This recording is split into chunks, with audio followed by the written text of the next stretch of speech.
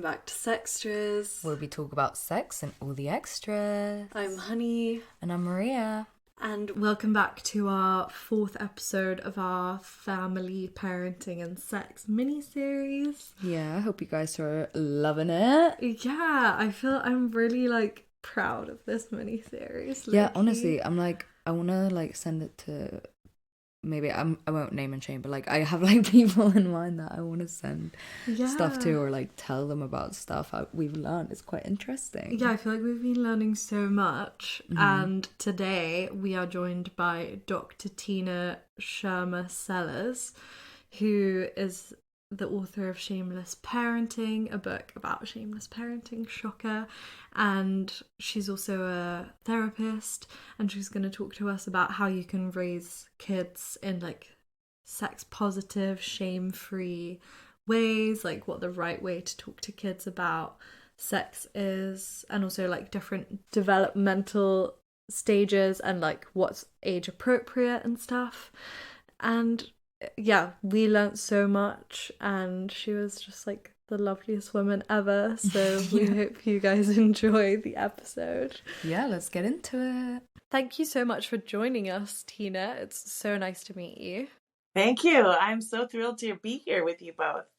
We're so excited. This is an episode we've been wanting to do for pretty much since we started the podcast, talk about how to raise kids in a sex positive way. Because I feel it's something that people talk about quite a lot, but no one really knows the answers necessarily. And obviously it's something that your upbringing impacts. So yeah, we're really excited to hear your expert advice. Yeah, well, I love talking about it. Done an enormous amount of research and work and raised my own 4 kids. And actually I had the good fortune of growing up in a sex positive Scandinavian immigrant home. So I have some first person knowledge on it. So it's super fun for me to talk about. Cool. Yeah, I read a bit on your website about how you were raised in just a really open family, and I love, because I feel normally when we talk to people who are into talking about sex, it's always yeah, I had I was raised in a really repressed way or whatever, and then I got into it, I realized how important it was, and now here I am, which is obviously great, but yours was the first one where I was oh wow, it's actually a really nice story. No, I feel really lucky, and I don't even think I came to appreciate it until I was well into my 30s, and then had heard enough stories, was oh my gosh, I'm the one that grew up in an odd family and I didn't know it, Wow, okay. And I talked to my sister about it because obviously she grew up in the same home, and we just took it for granted. We kind of thought everybody's home was like that, and we learned later that in fact was a really weird and odd family in the US anyway to have. Yeah. And what was that like? Can you share a little bit of sort of what you're talking about? Yeah, absolutely. So most people often grow up with, people talking about recipes or how you keep your teeth healthy or what good nutrition is. And they learn about it in very little ways all along the way, right? You learn something at 3 and then you learn something different at 4 and 5, not different from each other, but it kind of builds on itself, right? Around health and wellness or being kind to people or whatever. There's lots of things that we teach in incremental ways naturally and have for generations.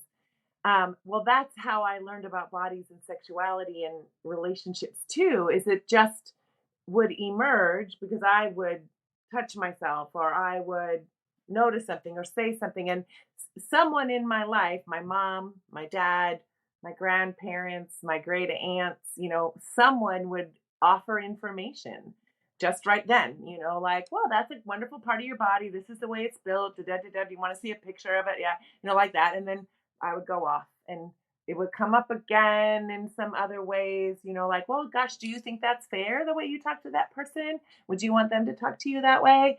So learn about how you treat people, or just different kinds of bodies. I might notice somebody's in a wheelchair and say something and they'd be like, yeah, people have different kinds of bodies, and some bodies the legs don't work as well. And so they have this great chair that takes them around, So just I would get these, what I learn to call sound bite, sex and body things that just got plunked in along the way in very natural kinds of ways. So I didn't think anything of it. There was no such thing as a talk because you were talking about it all the time in normal age appropriate ways, as it came up. And so I just learned a lot. I mean, I've got so many stories in my head, but I can remember being 15, 16, and I was dating one of the football quarterback at my high school or something. And I was going out on a date, and my dad said, "Hey, you know the difference if somebody says, 'I want to touch your pecs,' you know what they're going for, don't you?" And I'm like, of course I know what they're going for because my boobs are on top of my pecs. I'm not stupid, Dad, And he's like, okay, just making sure you got this stuff figured out. It was like that as I'm running out the door. Yeah. It was very natural and kind of ongoing. And I just didn't appreciate what that did for me, even though I was often the one that people would ask questions to because I knew anatomy and I knew how things functioned, and I would call BS if somebody said something that didn't make sense. I'd be like, "That's not true. Do you even know?" Blah blah blah blah blah. So that's kind of how it was. It was very integrated into everything else. Mm-hmm. And that is the best way for kids to learn things is when their curiosity arises, that somebody is there to give them the scaffolding around that curiosity, the knowledge around that curiosity. So then they feel equipped out in the world to not be exploited or bamboozled or, whatever, they kind of have it, what they need. Yeah, that's so true. And I feel like with kids, like my mum, when I started this podcast, told me that I always used to just like walk around with like my hand between my legs or whatever, or like just would be touching myself. And I feel like it is such a natural curiosity for kids, but then it's not normal to talk about it because I guess like the parents are ashamed or it's like not the right thing to do. So I think that's like a really interesting and like makes so much sense, that approach that should be the way that it is. Right. If you don't pathologize the body or people's desire for connection and pleasure, you just see it as a human thing, then people can more freely talk about it, right? But if they feel like they can't, or they're embarrassed, or they feel shame, or whatever, it's just an indicator that somebody treated them that way when they were that age. So when they reach in to pull out their resources, what they have is silence, and this is shameful, and it must be bad because everybody kept it quiet, or whatever. And so that's what they then have when their own children, are just being exactly their age, doing exactly their job description at that age, And so how has it been growing up in a really open household then to teach people how to raise their kids in that way? Like what kind of things do you say to them? What kind of advice do you give? Or like what even is the definition of shameless parenting? Right. Well, I would say shameless parenting is seeing children's body and pleasure and sensual and relational interests, curiosities, as a very lovely, normal, typical part of development.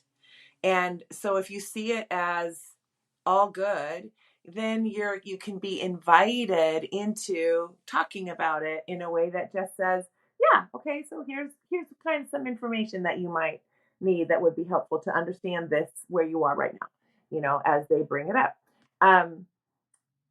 It doesn't tend to happen often because so many people were shamed when they were growing up. And when we think about it, like little ones at about 12 months old, between 10 and 12 months, they now understand that this is their hand and that they can reach towards things, and it's just a matter of time before that hand lands on their genitals, whether they're getting a diaper change or they're in the bathtub. And when it does, there are so many nerve endings at the tip of a penis or in the clitoris that the child is pretty excited to find that part of their body because they're pleasure oriented, of course, too. That's normal. They just need somebody to explain, oh, yeah, this is a wonderful part of your body. And of course, it feels good to touch, and then when they're about 3 or 4, when they can hold memory better, you say, when we want to touch that part of our body, which is wonderful, we're going to do it either in our bedroom or in the bathroom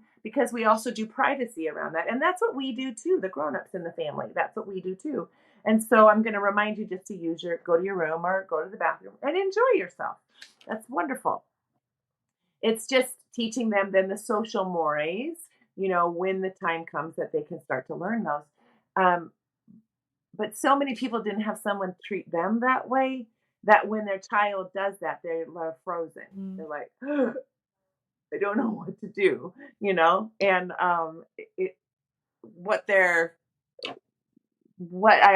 the book that I wrote that's called Shameless Parenting, Everything You Need to Raise Shame-Free Confident Kids and Heal Your Shame Too.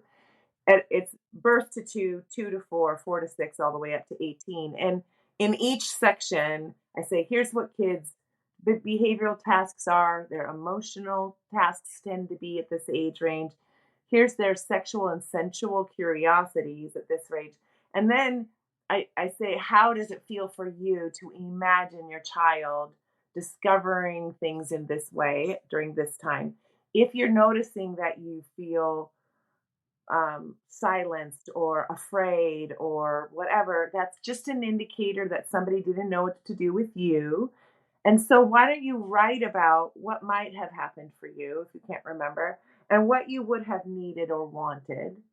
And that's going to help free you, sort of help suspend some of that shame so that you can then provide for your child what they're needing when they start to do these things, right? So that you can change the legacy for your child. And you can change it in one generation. It's super doable, but you've got to heal your own shame, work on your own shame in order to do that for your kids. And so part of what I do is just help them understand some child development stuff that they might not have gotten or are getting. I mean, right now, I think in the US, we have really made getting good child development information difficult. We have some birth to 5, and then it's almost like it disappears. Like all you're supposed to focus on is career and college or something. I don't know. But it's not, here's how they keep going. Here's how they keep, progressing. So providing that, just here's the range of typical, and then here's some of what kiddos need from you when they're doing things in this range, and then if it feels hard to do that, then that's just your shame that needs to be healed. And here's some ways to heal that so that you can do that. That's kind of what I do, is I just walk parents through each developmental stage so that all you have to do is be a year or 2 ahead of your kid. You don't have to have it all figured out, but just be a little bit ahead. Here's the top resources you can get, top books you can get, top websites to go to help hold your hand, and I'm just trying to make it easier for parents to do this thing that they're scared to do, but they want to do better than what's done for them. Yeah, that's so cool. I love that so much. I feel like everyone needs to know that. Yeah, no, 100%. I'm quite curious to know if you could say what could be age appropriate for those age groups. Get a little bit into that. Yeah. So birth to 2, around a year, they're figuring out their hand, and they're often going to find their genitals somewhere in there, and that's going to be great. And pretty soon they'll remember. And so when they're like sitting and watching TV or getting a book read to them or whatever, their hands will go there because it's soothing and comforting. It's not masturbation in the sense that we tend to think about it later in life when somebody's trying to move themselves through their own arousal cycle to orgasm. This is just like, I always say, like the soft inside ear of their bunny, or the corner of their blanket or whatever. It's just comforting, and it's right there on their body. And so that's all they're doing is comforting themselves. And that it's great. And they're not going to remember to go to their room or whatever until about 3 and 4. And then they'll be able to follow through with that information. And then you just are like, oh, I'm glad you love that part of your body. I want you to try to remember to go to your room, because we do this in privacy. That's just kind of what we do in our culture, in our society, whatever. That's that age. So 3 and 4, that gets into, they're able to begin to hold the beginning of the learnings of some social mores about bodies. They might also, around 3 or 4, start to figure out if they're exposed to different genders. They might start being curious about gender differences.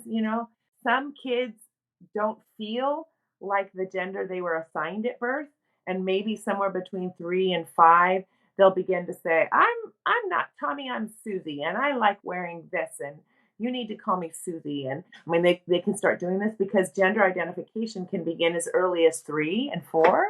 And I'm always saying to parents, if your child is like that, get support from a therapist, from a pediatrician that understands gender identity, and support your child in being their most authentic self. Because if they're a strong-willed child and that's important to them, and you push against that, you tell them they can't, they're going to begin to get really depressed. And kids can be suicidal by the age of 10. If they haven't been given that as a option, then kids can get really fold inside, in this kind of desperate kind of way. So it's hard for people to understand that, since the vast majority of people identify with what they were assigned at birth. It can feel, if they've not been exposed to kids who identify different, it can feel like, what did I do wrong? Did I do something? Whatever. And I'm always like, we feel our gender on the inside. That's what we feel. And most identify with what they were assigned. And so it's just like, oh yeah, I'm a this, I'm a that, But there are, 3 or 4% of kids that don't. And don't in a strong way. And so we've got to honor that.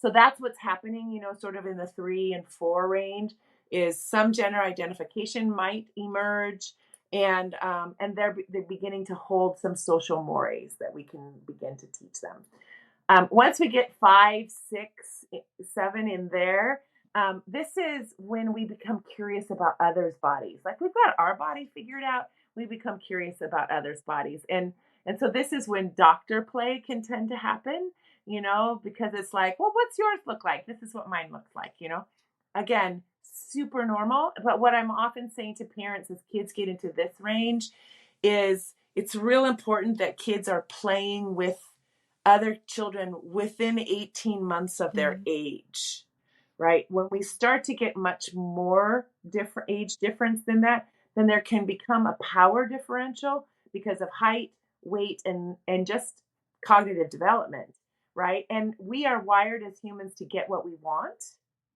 And so you get a much older child in there, and they're going to start manipulating the younger one to get what they want. That's human. That is not bad. We do it all the way through our lifespan, right? But what we want to protect our children around is having equal power differentials, so that they have the freedom to say, I don't want to do that. That's stupid.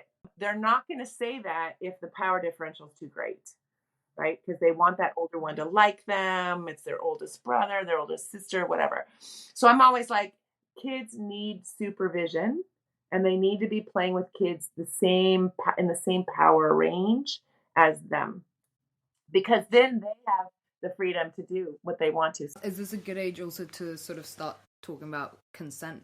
Yeah, no, I think the books, we have so many good books on consent and body autonomy that you start reading. Like, I make recommendations of some of those books even at the toddler age, right? So I have 2 granddaughters who are almost 6 and almost 3. And I remember when my oldest one was, I think, 4, maybe, we came across a book at the library called Don't Hug Doug. And it was all the story of this boy named Doug who did not like hugs, except for from his mom at night when he was going to bed. He wanted one hug from her, only her, no one else. And it was the cutest story. I loved it so much. But we got us talking about, you own your body, and you get to say who touches you and how, just like Doug. You get to say. And if you don't ever want something, you get to say, and people need to listen. And if they don't listen, you can tell mama or dada or me or anybody, and we will come to your rescue.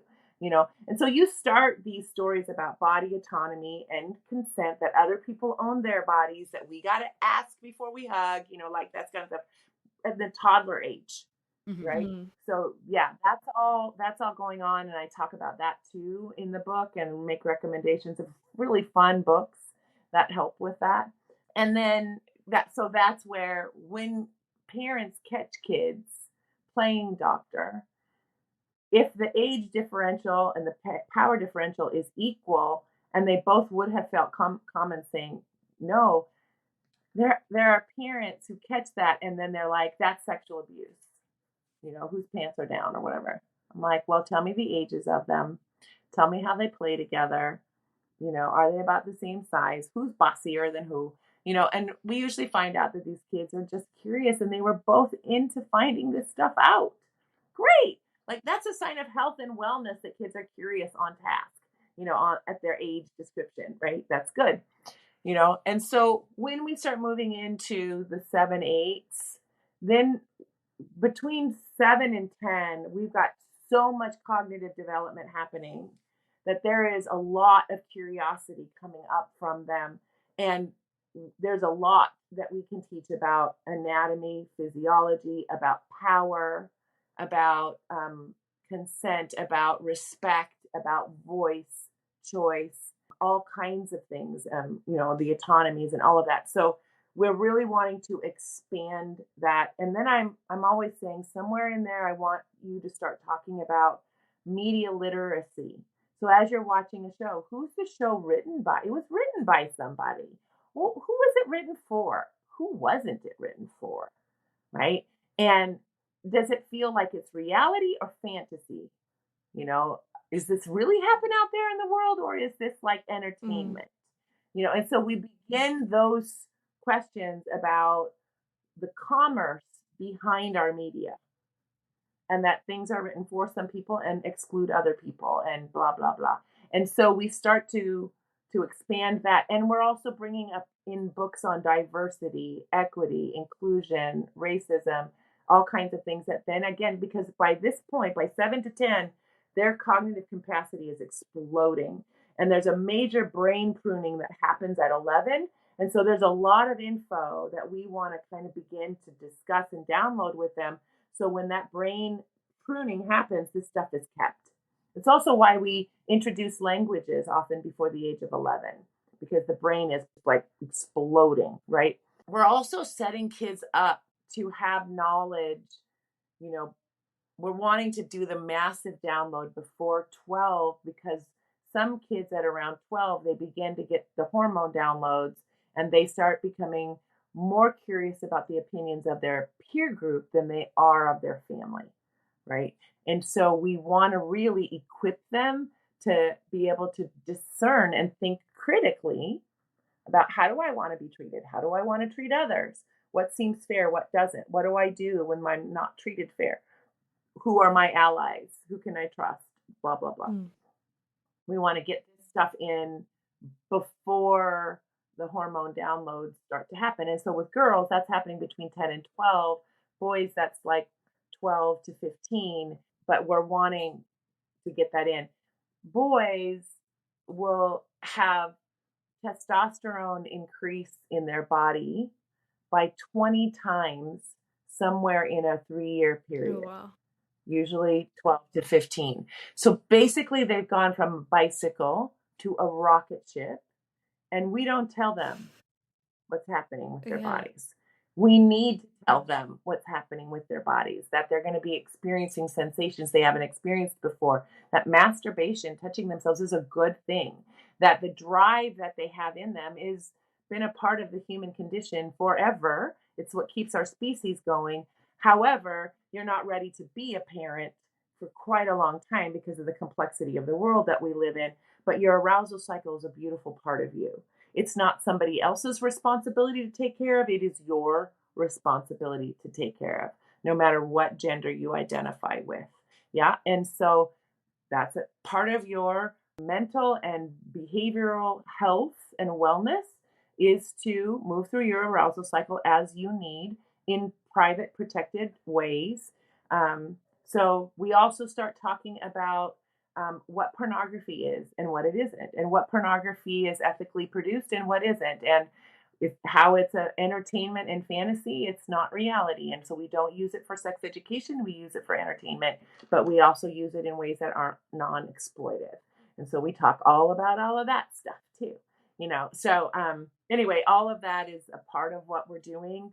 And then we start talking about more complex relationship dynamics when the kids are getting into their adolescence. But we talk fast because they don't often want to hear it, right? So it's like I would say to my son, who was my first coming through, and I'd say, "Oh, dude, I totally forgot a story I needed to tell you." And he's like, he'd roll his eyes and he'd go, "Oh God, okay, you have 35 seconds." And I'd be like, "Okay, here we go." Boom, because I really wanted to respect that. And I also had learned in my years in my career that when kids are older, when they're in their 20s and 30s, they will almost always say they are grateful that their parents talked to them, or they wish they talked to them more.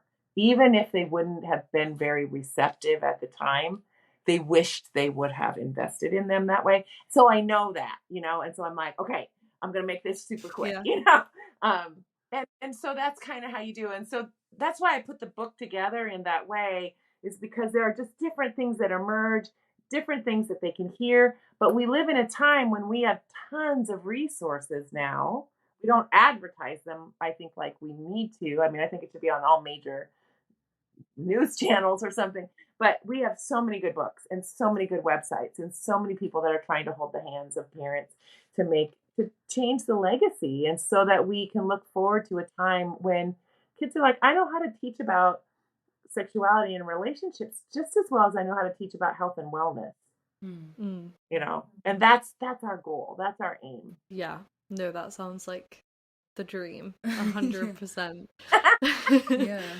And like, Yeah. just going back to the whole thing you're saying of hormones, and especially for boys, I know in my mind what's coming up is like, for some parents who might feel maybe they're still working through some shame, as you're saying, maybe some parents would be like, well, why do they need to know that, and not really understand why talking about sex is so important.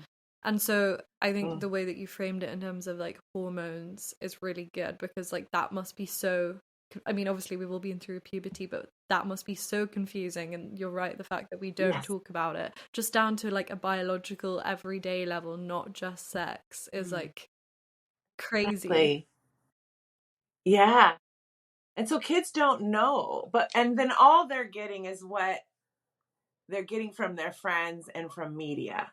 And much of that is not helpful to them in knowing themselves, knowing what's happening around them. It's just not helpful, And so they're just like, oh, okay, I guess I need to pretend I want to fuck a bunch of girls. Yeah. Even though maybe I don't want to, or maybe that doesn't feel comfortable to me, or maybe that's not where I'm attracted, or, they're just, all they're getting is that. Where what we know from research is when children are given age appropriate sex and relationship education across time, they get involved in sex later. They make safer sexual choices when they do begin to become sexual or become involved. They have much better voice about what they want and what they don't want. They have lower STI rates and lower teen pregnancy rates. And this is my favorite part of the research, they describe themselves as closer to their parents overall. Wow. Because when parents can do sex education and relationship education across time in a non-reactive way, then kids believe my parents can handle me. They can handle hard conversations. They can see me. I'm not having to pretend to be somebody else, And so they see their parents as a resource, as opposed to when we provide nothing but reactivity, kids feel out in the world alone. Like, I don't have anybody to talk to. So if I've been in an abusive relationship or something awful has happened to me, I don't have anybody I can talk to. because I think I'll only get in trouble, Yeah. right? People will blame me for what happened, right? And so we are throwing our kids to the wolves when we don't provide them comprehensive sexuality and relationship education across time. They feel very, very alone. And we've got some really good books, and I talk about books, I mean, books for parents as well as books for kids. But like two of the books that I talk about for the kind of pre adolescent age for parents are two books that were written by Peggy Ornstein, who's a New York Times bestselling author. And she wrote a book called Girls and Sex. And then 5 years later, she wrote a book called Boys and Sex. And she interviewed 80 to 100 kids, 15 to 22, about what's it like now. And these kids told her, like, we're really honest. And so, if you want to know what kids are facing, the war that they are facing now out in the world, read those books because we can do something to equip kids to manage the world. But when we don't get ourselves informed and then do that for our kiddos, they're facing things that are way beyond their capacity, and they're getting lost and assaulted and assaulting, others because they just don't know. They don't know. Mm. Yeah, and it's like the consequences are so much longer lasting than just like those teenage years. It's not like, okay, let's just pretend sex isn't a thing, and then in their 20s they can No. like figure it out in their own time. It's like, okay, no, this is an ongoing thing. Yeah, and the kind of traumas that kids are experiencing, to me, it's like, 60 to 80% of kids are girls for sure are experiencing sexual experiences they didn't want and they don't know how to get out of, right? Trauma, real trauma. And there are kids who are assaulting who later learn, and then they feel horrible about who they were in college or in high school, right? Like we could be saving our kids from this so that they don't have all this residual pain and anguish and trauma and shame into their 20s and 30s, right? Um, we ought to do this. Kids deserve it. Kids deserve to be supported. Mm-hmm. Yeah.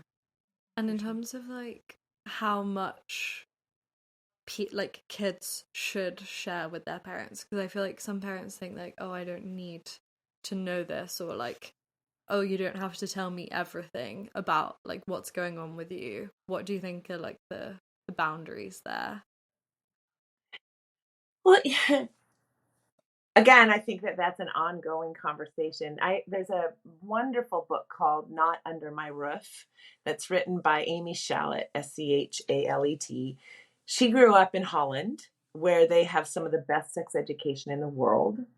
It's all comprehensive. It starts at kindergarten. It goes all the way through school. Some things every single year, and it's often woven into different subjects, as makes sense, right? And this is true in Sweden and Denmark and Norway and Iceland too.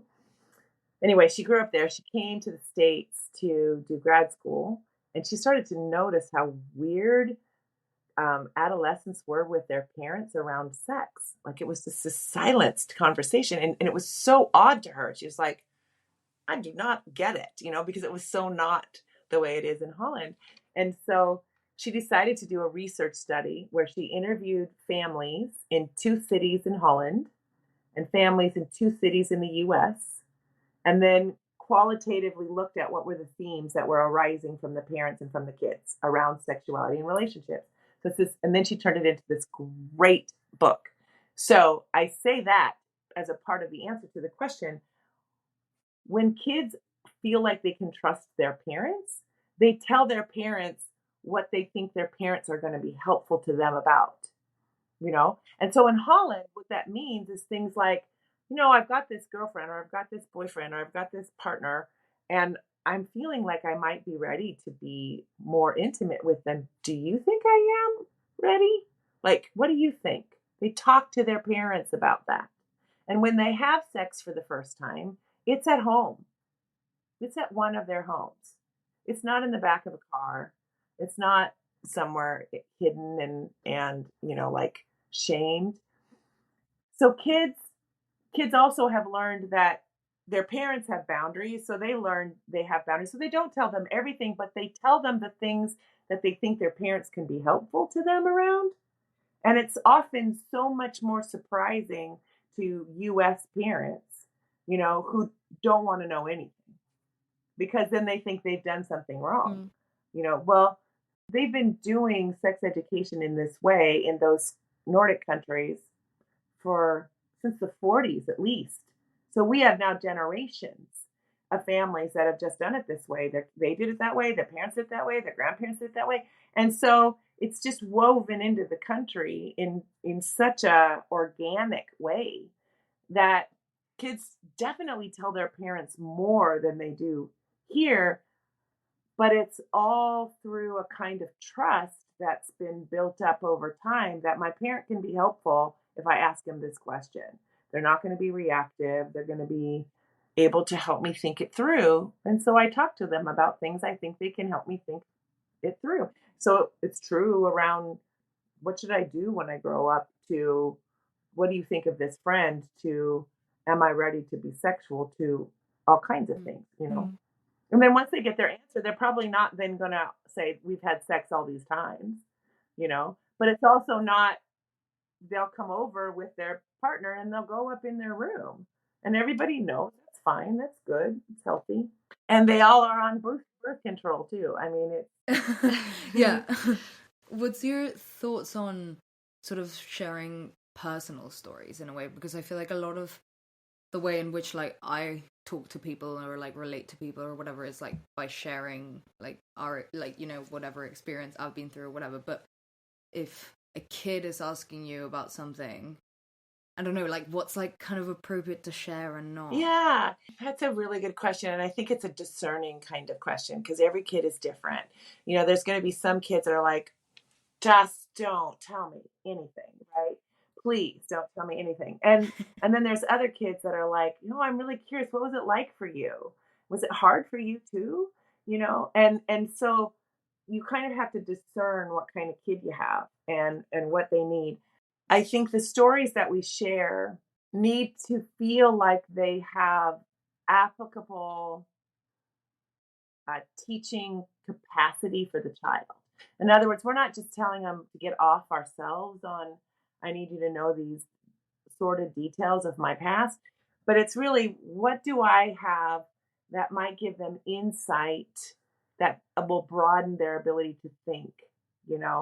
And so, you might share, I dated somebody one time and they just didn't treat me well and I didn't listen to my gut. And I wish I did. My gut was telling me things and I just didn't know yet how important it was to listen to that. So I want you to listen to what your gut says, because I think your gut is wise.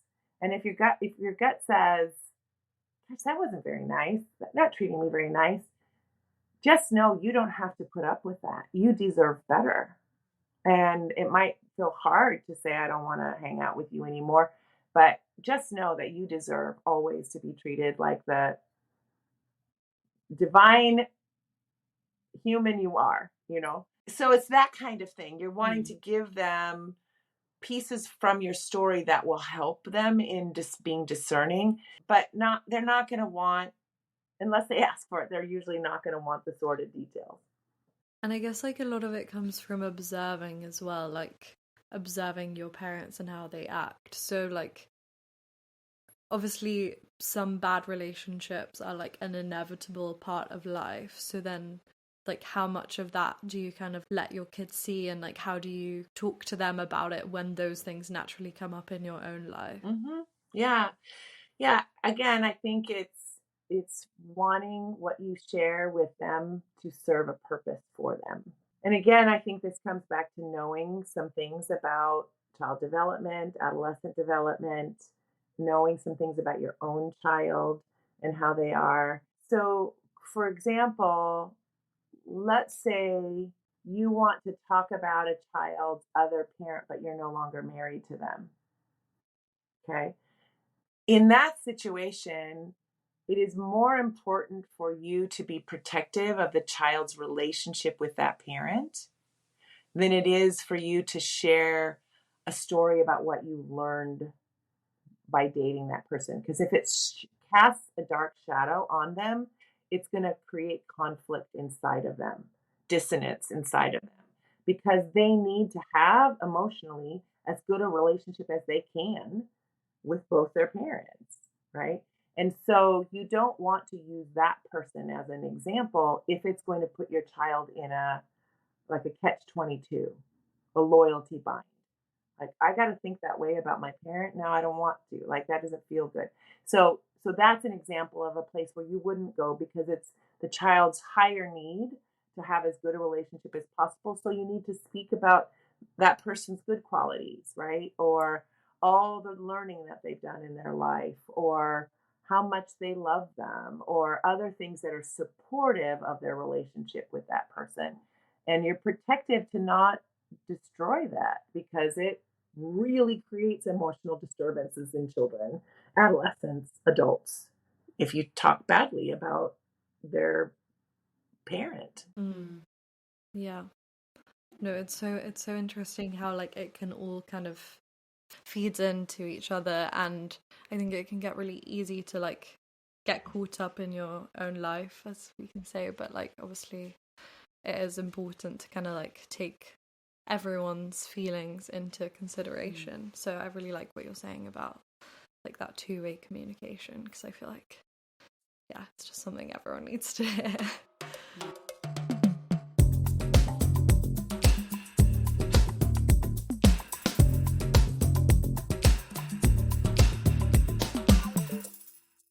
I wanted to talk about bodies and the hormonal shame you said that can come up in puberty. Because I think like everyone's default is to just generalize about being a teenager and like, oh, when you're a teenager, it's natural to feel this shame and it's natural to feel this or that. And I just wondered like how true that actually is, and then like how you can talk to kids about their body, even if it's like not in a sexual way, just in like a confidence kind of way. Sure. I think growing up in definitely the US, but I know that there are other countries too where kids are not given sort of body and sex information. It's not positive and all of that. And so what they're most influenced by is what's happening in culture, right? So this is we see this for sure in the US.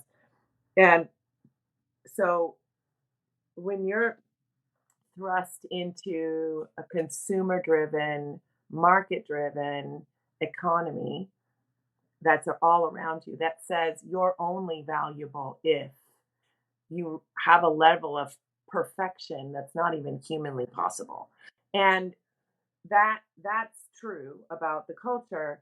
Simultaneously, kids are beginning to look outside their family for what's the messages, what's happening in my peer group, what's the influences, right? And so social media is becoming more important, and what others think and feel it becomes more important. And but it's so much more shallow with regard to what's actually going to make you happy. In fact, it's the goal of a market driven capitalistic country is we need for you to feel badly about yourself so you keep purchasing.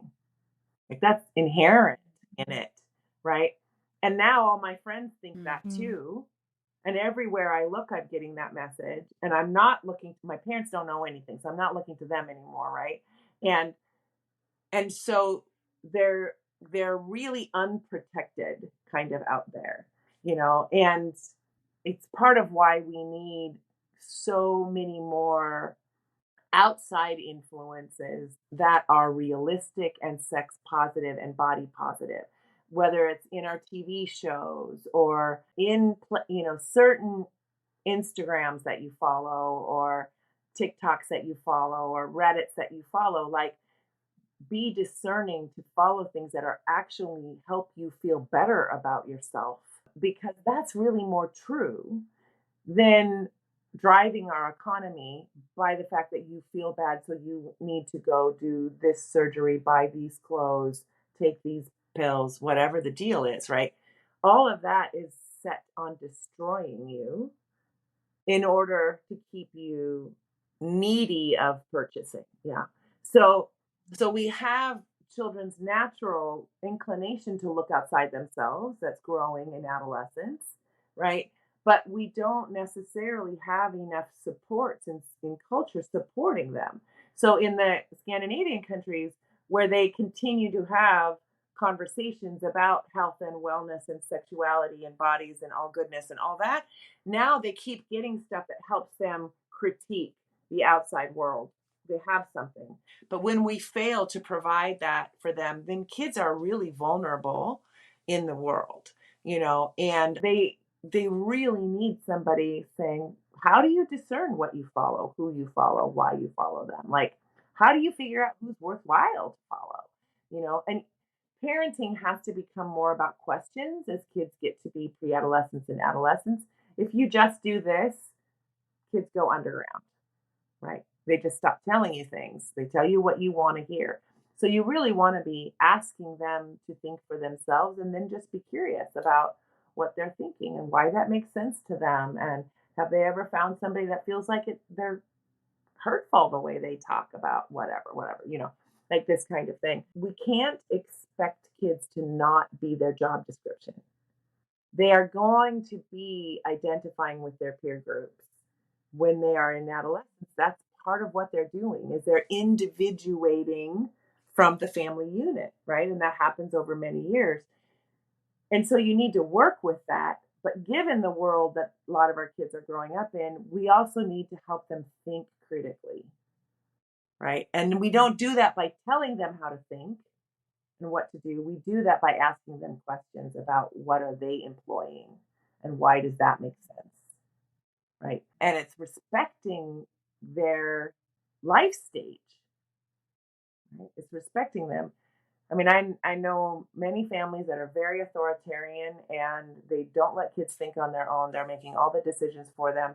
And then these poor children go to college and they are set free for the first time and they have no stops in place because nobody helped them cultivate any discernment at all. And then they find themselves in situations that are harmful to them. And then they can't tell anybody because the home that they came from was do this, don't do that. And so they can't tell them, right? And so they have no one to tell but their friends.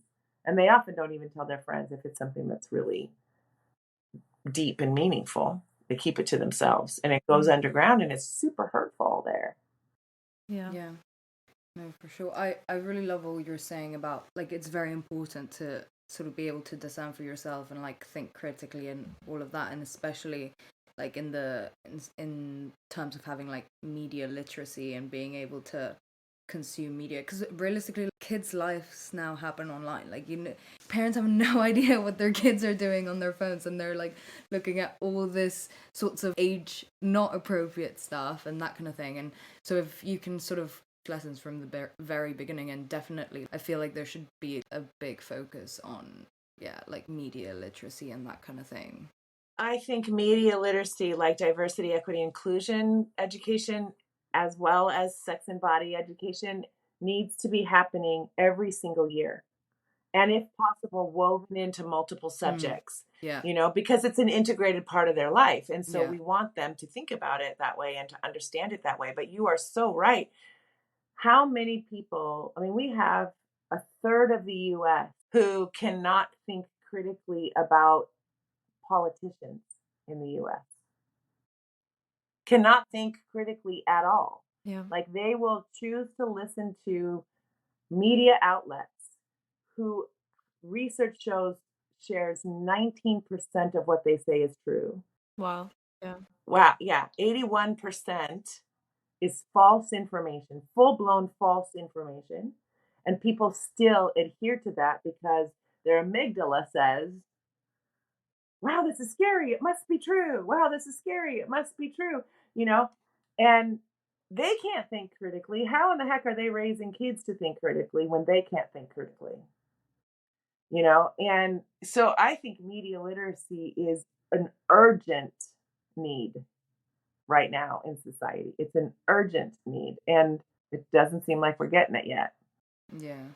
No, it's honestly crazy. Like, it's insane because also parents, like, half of the time they don't know what's going on in the phones and what yeah, I feel like they don't even have a breadth of the kind of stuff that these kids are No, not consuming. So, and honestly, everyone yeah. needs it, not just like the kids Yeah, now, like the so true. parents, everyone, get them caught up. Yes, exactly. I mean, these skills are critical to life success and happiness. I mean, critical. And we're not getting it yet. And it's because why? There's no money involved. Yeah, I was just gonna say, I love what you said about like body positivity and like capitalism, because I think about that so much in terms of sex and parenting and like pleasure and stuff, because like obviously everyone says they just want to be happy in life, but none of us actually, well, not none of us, but like so many people have problems with pleasure in their life, and like whether it's like balance between work and life, or just like maybe they just don't have a good relationship with sex or anything else that gives them pleasure, and it's like that's just what life is all about. Why are we not teaching our kids how to have a healthy relationship with pleasure? And they're trying to show us that. Children are trying to show us that it's about connection and pleasure. Life is about connection and pleasure, true connection, safe connection, honoring connection, and pleasure, fun, joy, these kinds of things. And yes, there's going to be things we need to do that aren't super fun, but that's just part of life, right? We've got things we've got to do. But our joy comes from connection and pleasure, really feeling seen, known, loved, and accepted, and sharing joy with those people. There's a study right now, an 85-year study, a longitudinal study at Harvard called the Happiness Study, and it's looking at all the variables in people's lives, and this is now into the third generation. What are the qualities that seem to correlate to longevity and happiness? And it keeps coming back to relationships. Good, loving, safe, fun relationships. And the more I have those, the more I'm contributing to my happiness and my longevity, more than any other factors, you know? Again, when you live in a society that makes its money off of the products are more important than people, which is a core value in the US, unfortunately, then you're not talking about these things because they're not a pharmaceutical, they're not a whatever. And we're watching people's lives suffer all around us, and it's fixable. Yeah. So raise your kids to be in touch with their bodies and their pleasure basically from a young age. And as you said, we'll Absolutely. get towards Yeah. that dream of everyone being happy. The first book I wrote was called Sex, God, and the Conservative Church: Erasing Shame from Sexual Intimacy. And it came from how much pain and suffering I saw in the lives of people who had been raised in conservative environments and gotten abstinence education. And so many of people who come from those backgrounds, especially the women, they were taught that men are not to be trusted, that they assault because they are sexual animals, and that if you get assaulted, it's because you did something. You showed your collarbone, you were out at night, you were drinking, you were something. And culture supports that thinking too, right? Still women's fault. And so for them to even get in touch with pleasure feels dangerous. Because if I do, I'm opening myself up for assault, even within my relationship. So it's just better to shove it all down and make sex and touch, make that obligatory so that I'm protected. It's super sad because you have to do so much therapeutic work to help them realize that it's a gift. Their desire for connection and pleasure is a gift of joy into their life, and that they can do that and still protect themselves. Yeah. Right? They just need to be in relationships with people who will listen and honor them. Yeah. Which sometimes is a big ask because some people are already in relationships where who they're with thinks that they deserve their partner's body whenever they want it. Yeah. No, it's so sad. And yeah, I mean, everything just as you were saying about the Happiness Project, like so much of our lives is this, and it's just it really blows my mind. Everything that we talk to anyone about, like why we're not talking about this, like my granddad's like, why can't you be interested in like flowers or something? Like, this is so important.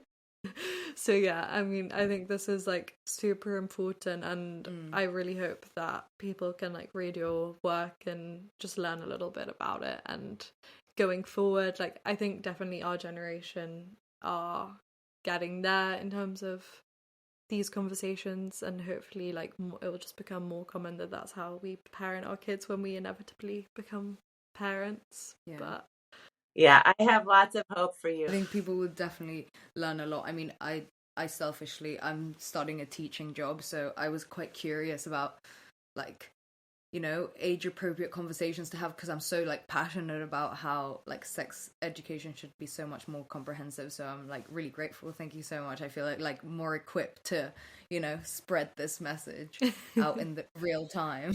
Oh, that's awesome. I'll let you know that everything that's in the Shameless Parenting book, you can also get as handouts. Oh, amazing. You just have to go to my website and then go to the store link, and it'll take you to a place where you can get handouts for teachers, handouts for doctors, handouts for clergy, handouts for therapists, whatever. And so you can actually, like, they're front back, you know, like birth to 2 front back, 2 to 4 front back, you know, whatever. And you can make copies and give them out to parents. So when you're working with them, it just makes it really easy to be like, you know, your kids are doing all kinds of things now. This is a piece of it. Feel free to take anything off this sheet that might be helpful to you. But that's how the book actually in it got written, was that I first was working on handouts for professionals because I knew they weren't getting training and they were wishing they had it. And I thought, what can I give them that will help their job be easier? So I worked on these handouts, and I was sending the handouts around to some colleagues of mine to say, what did I miss? And one of my colleagues said, you know, this also ought to be in a book. And I'm like, oh, I never thought about that. And so then I mean, it's very, as you see, it's very didactic. It's like, you know, really easy, you know, and, but I thought, okay, I'm going to take your word for it. And I just wrote an opening and closing chapter and then put the thing together and added a bunch of pictures, and we called it a book, you know? yeah.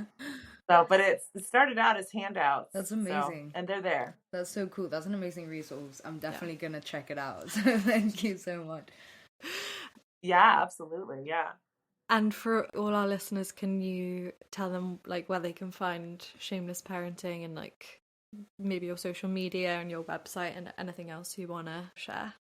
So, the book Shameless Parenting, Everything You Need to Raise Shame-Free Confident Kids and Heal Your Shame Too, is you can get on Amazon anywhere. And sometimes where books are sold, other books are sold too. And then Sex, God, and the Conservative Church, Erasing Shame from Sexual Intimacy, is also available on Amazon and at other booksellers, and just shares the arc of how did the Western religions become sex negative and cultures become sex negative. And was it always meant to be there, or was there some sex positive stuff that got buried, which there was? And so I talk about that in a chapter. And then I'm like, this is how you heal your sexual shame.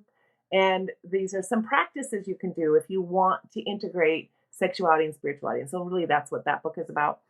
You can follow me on Instagram at Dr. Tina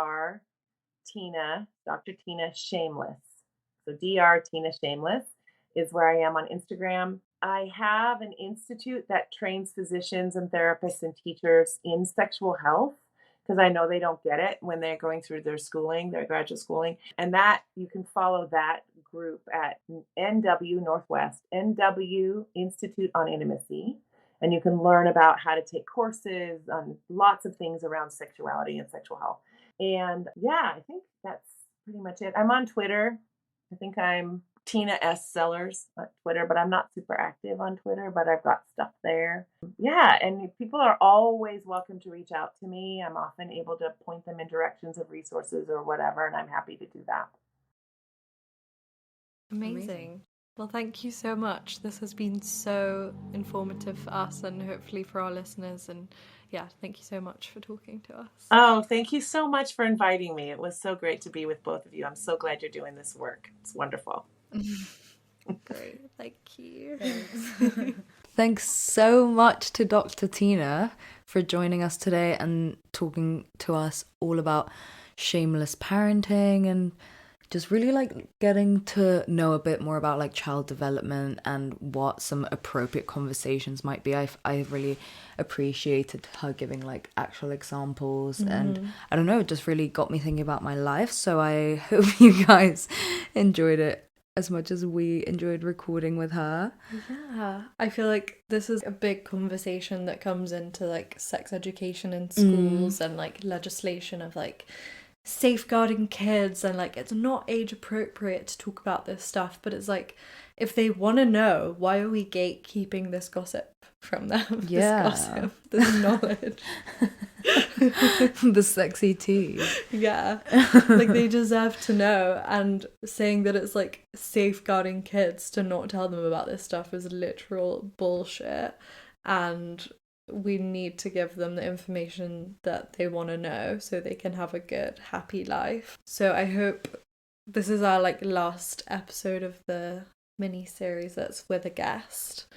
Next week it's just going to be us, but yeah, and we'll be wrapping up a little bit of like what we've been talking about, as well as getting into Gen Z's thoughts on raising children and more of our perspective on sort of what we think on these issues. So definitely tune in for that. Yeah, but I hope you guys have learned so much from all our amazing guests. We definitely have, and you know where you can find Dr. Tina, and as always, you know where you can find us on Instagram, TikTok, Facebook, Threads at Sextras Podcast. Literally posted like 2 threads on our website sextraspodcast.com, or you can email us sextraspodcast@gmail.com, and we'll be back next week with the last episode of our family parenting and sex mini-series. So we'll see you next Tuesday. Bye.